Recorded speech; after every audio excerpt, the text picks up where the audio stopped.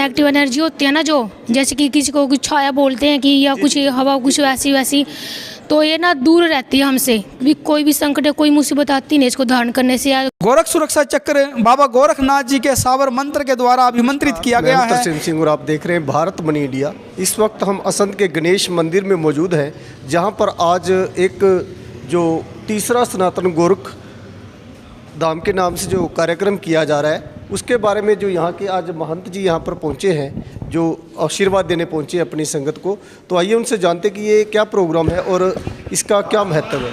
हाँ जी सर, क्या बताना चाहेंगे जो आज का ये कार्यक्रम है, बहुत सुंदर कार्यक्रम है, तो क्या कहना चाहेंगे सर, क्या संदेश देना चाहते हैं? देखिए, सनातन गोरख धर्म एक मिशन है।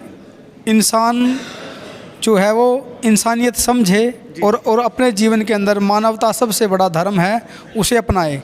ये विचारधारा बाबा गोरखनाथ जी की विचारधारा है कि इस पूरे संसार के अंदर ये पूरा संसार एक परिवार है और परिवार की तरह हमें रहना चाहिए। ऐसी विचारधारा को लेकर सनातन हिंदू संस्कृति की विचारधारा को लेकर हम आगे बढ़ रहे हैं और ये हमारा आज असंध के श्री गणेश मंदिर में तीसरा समागम है। कल आप देख रहे हैं कि जो आने वाली पीढ़ी हमारे बच्चे हैं, ज़्यादातर अपने जो स्थान से भटके हुए हैं, कुछ नशों की तरफ जा रहे हैं, कुछ किसी और गलत कामों की तरफ जा रहे हैं, तो क्या संदेश देना चाहेंगे? इन बच्चों को कैसे समझाना चाहेंगे आप? देखिए, संत जो होता है समाज में बर्फ़ के पहाड़ के समान होता है।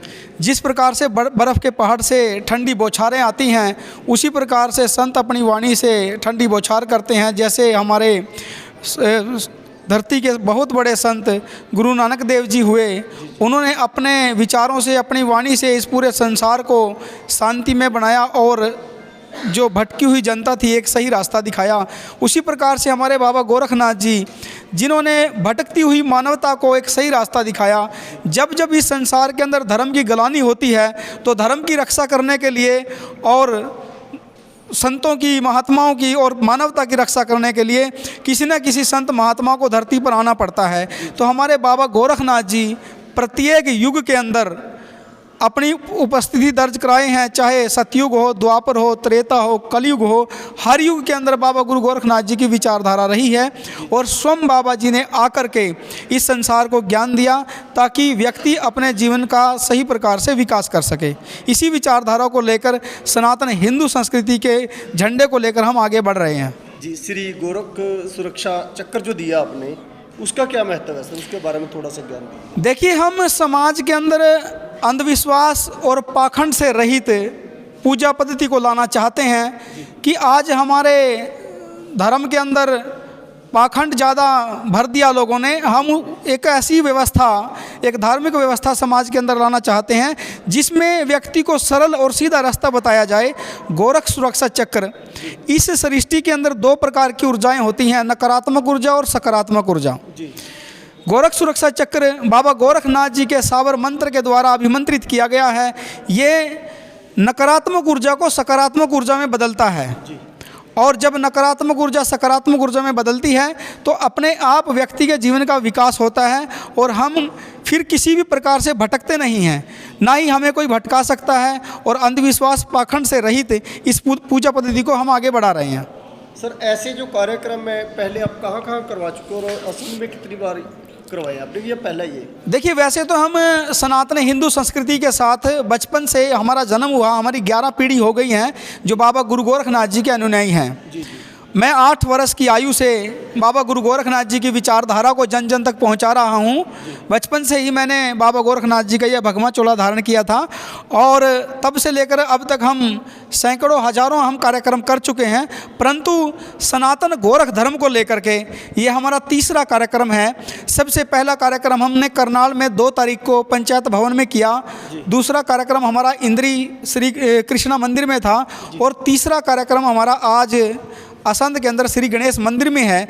इस प्रकार से हम पूरे हरियाणा प्रदेश के अंदर प्रत्येक विधानसभा के अंदर हम सनातन गोरख धर्म का समागम करेंगे और हम एक संदेश और हरियाणा प्रदेश की जनता को देना चाहते हैं कि जो राजनीतिक पार्टी सनातन गोरख संस्कृति के साथ जुड़कर साथ मिल कर के खड़ी होती है, प्रत्येक व्यक्ति उनका भी साथ दें, क्योंकि राजनीति व्यक्ति नहीं करता, हम राजनीति में नहीं होते, अपितु राजनीति हमारे जीवन में होती है। इसलिए जो सनातन हिंदू संस्कृति को आगे बढ़ाती है वो हमारी भारतीय जनता पार्टी है। और हम 2024 में एक बार फिर हम मोदी जी को दिल्ली की गद्दी पर देखना चाहते हैं, हमारा ये मिशन भी है। और इसके साथ साथ हम सनातन गोरख धर्म का डंका पूरे विश्व के अंदर सनातन हिंदू संस्कृति का नाम ले जाना चाहते हैं। हम चाहते हैं कि पूरा विश्व एक बार फिर से विश्व गुरु बने। जिस प्रकार से पूरे संसार को भारत ने ज्ञान दिया, हमारे संत महात्मा जो हुए, गुरु नानक देव जी, कबीरदास जी, तुकाराम जी, नामदेव जी, बाबा गोरखनाथ जी, इस प्रकार के जो हमारे संत हुए, उन्होंने पूरे विश्व के अंदर अपना डंका बजाया। उसी संस्कृति और उसी विचारधारा को लेकर के हम पूरे विश्व के अंदर सनातन हिंदू संस्कृति के झंडे को बुलंद करना चाहते हैं। हमारे साथ राजेश जी जुड़े हुए हैं जो सेवादार भी हैं और हमारे पत्रकार साथी भी हैं। तो सर, आपसे मैं पूछना चाहूँगा कि आप कितने दिनों से जुड़े हुए हैं और आज का जो कार्यक्रम इसके बारे में क्या कहना चाहेंगे? जी, मैं सबसे पहले तो आपका धन्यवाद करूँगा कि आप यहाँ पर पहुँचे हैं। जी, सनातन से तो इस देश का हर बच्चा जन्म से ही जुड़ जाता है। जी, बिल्कुल बिल्कुल। सनातन धर्म ने, जैसा कि गुरुजी ने कहा, पूरे विश्व के अंदर अपना ज्ञान दिया। और सिद्ध गोरखनाथ पीठ से काफ़ी वर्षों से जो है वो मैं जुड़ा हुआ हूँ और गुरु गोरखनाथ जी की कृपा से लोगों की सेवा कर रहे हैं।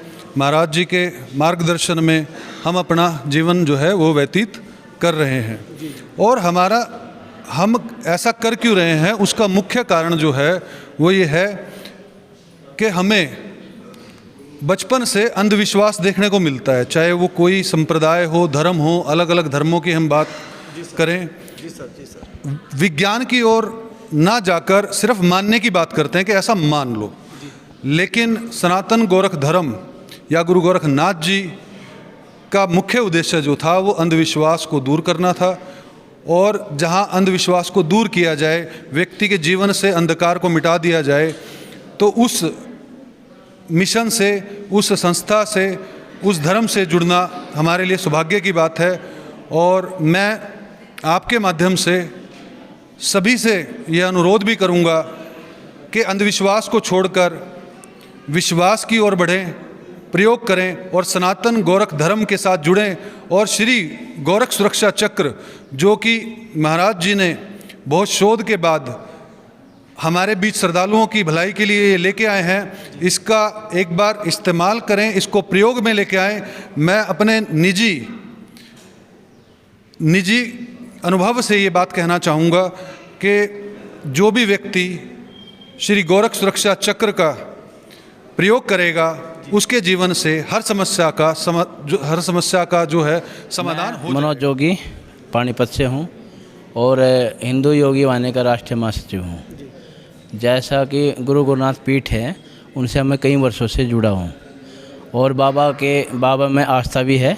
और महन जी जो ये प्रोग्राम जो तीसरा समागम है आज, पहले करनाल में, फिर इंद्री में और आज यहाँ असंध में हुआ है और इसी तरह पूरे हरियाणा में होएगा। तो इसमें हमारा यही प्रयास है कि सनातन हिंदू संस्कृति को बढ़ावा और उसमें आम जन में जागृति लाना, यही मकसद है। सरकार जी, मैं हमारे पूज्य स्वामी जी श्री रघुनाथ जी को मैं 2-3 वर्षों से जुड़ा हुआ हूँ, लेकिन मेरा समागम पहला है। और जो स्वामी जी के विचार सुनने के लिए इतने श्रोता, इतने भक्तजन आए हैं, बड़ी अच्छी बात है, बड़ी खुशी की बात है। असंध में ये प्रोग्राम स्वामी जी लगातार हिंदू सनातन धर्म संस्कृति को बढ़ावा दे रहे हैं। पूरे हिंदू समाज में, सभी सर्व समाज में अच्छे समाज के लिए अच्छे कार्य कर रहे हैं स्वामी जी। और गुरु गोरखनाथ जी की शिक्षाओं को जन जन तक पहुंचा रहे हैं। स्वामी जी का बहुत ही अच्छा कार्य है। हमारे लोहड़ी से हम स्वामी रघुनाथ जी के साथ जुड़े हैं काफ़ी सालों से जुड़ी हुई हूँ और यहाँ से मेरी हर मनोकामना पूरी हुई है। जैसा कि आप गुरुजी को पूछ रहे थे ना कि आजकल के बच्चे की गलत संगत में जा रहे हैं, तो इस समागम के माध्यम से बच्चों को भी कुछ मिलता है कि धार्मिक या कुछ गुरु को जानने के लिए। इसलिए तो हम बच्चों को भी लेके आते हैं, उनको भी पता चलता है कि हमें भी पूजा पाठ में ध्यान देना चाहिए। आजकल के बच्चे मोबाइल में फंसे रहते हैं ना, तो मैं हर उसमें अपने बच्चों को लेके आती हूँ। बच्चे भी जानकारी लेते हैं कि गुरु को मानना चाहिए। जो अभी गुरुजी बता रहे थे, इसके बारे में आप क्या इसके ये है जी, कोई एक नेगेटिव एनर्जी होती है ना, जो जैसे कि किसी को कुछ छाया बोलते हैं कि या कुछ हवा कुछ वैसी वैसी, तो ये ना दूर रहती है हमसे। भी कोई भी संकट है, कोई मुसीबत आती नहीं इसको धारण करने से, या गले में धारण करो या अपने पर्स में कहीं पे भी रखो। मैंने खुद लिया हुआ है ये, हमें बिल्कुल ठीक रहता है। बहुत अच्छा लग रहा है जब मैं तीसरी बार यहाँ पे आ रही हूँ। काफ़ी चीज़ें नई नई सीखने के लिए मिल रही है अपने धर्म के बारे में। काफ़ी जो हम कई बार हो जाता है कि हम अपने भटक जाते हैं ध्यान, तो ध्यान हमारा धार्मिक चीज़ों में लग रहा है बहुत। काफ़ी चीज़ें हम नई नई सीख रहे हैं यहाँ के। और जैसे हमारा सनातन धर्म है, उसके बारे में कितनी पुरानी चीज़ें हमें पता चल रही है यहाँ पे आके। हाँ जी। जिंदगी जब तक रहेगी फुर्सत ना होगी काम से, कुछ समय ऐसा निकालो प्रेम करो भगवान से, कि उस परम पिता परमात्मा ने हमें जीवन दिया और हमारा जीवन देकर के इस धरती और इस प्रकृति की प्रत्येक चीज का इस्तेमाल करने का हक हमें दिया। यदि इस बात पर गहनता से विचार किया जाए तो मैं आपका ध्यान केंद्रित कराना चाहता हूं कि इस संसार के अंदर जीव और शिव, जब परमपिता परमात्मा आत्मा रूपी जीव को शरीर के अंदर डालकर इस धरती पर भेजते हैं, तो उनका एक विशेष उद्देश्य होता है। सबसे पहले यदि आप लोगों ने भक्ति, तप, ज्ञान, वैराग्य को जानना है, भगवान को जानना है, तो सबसे पहले आपने अपने आप को जानना होगा। जब तक आप अपने आप को नहीं जानोगे तब तक आप भक्ति को नहीं जान सकते। मैं कहना चाहता हूं कि एक हमारा ग्रंथ है गर्भोपनिषद, कि जब एक बच्चा होता है, बच्चे का 9 मास के बाद जन्म होता है, परंतु 7वें महीने के अंदर जीव और शिव का मिलन होता है। यह साइंस और डॉक्टर भी कहते हैं कि 7 महीने से पहले का बच्चा आज तक इस संसार में नहीं बचा। कोई 5 महीने का, 6 महीने का नहीं बचा, पर 7वां या 7 महीने का बच्चा बच जाता है, क्योंकि उस वक्त जीव और शिव का मिलन होता है। सबसे पहले भगवान कहते हैं कि बेटा तू इस धरती पर जा रहा है और मैं तुम्हें 5 तत्वों से बना यह पुतला प्रदान करता हूं, जिसे हम शरीर कहते हैं। वायु, जल, पृथ्वी, अग्नि और आकाश। इन तत्वों के साथ आप इस संसार में जाओगे। उसके साथ मैं आपकी श्वासों को चलाऊंगा। जब हम सांस लेते हैं, आप लोग जानते हैं कि सांस लेना परमपिता परमात्मा के हाथ की बात है।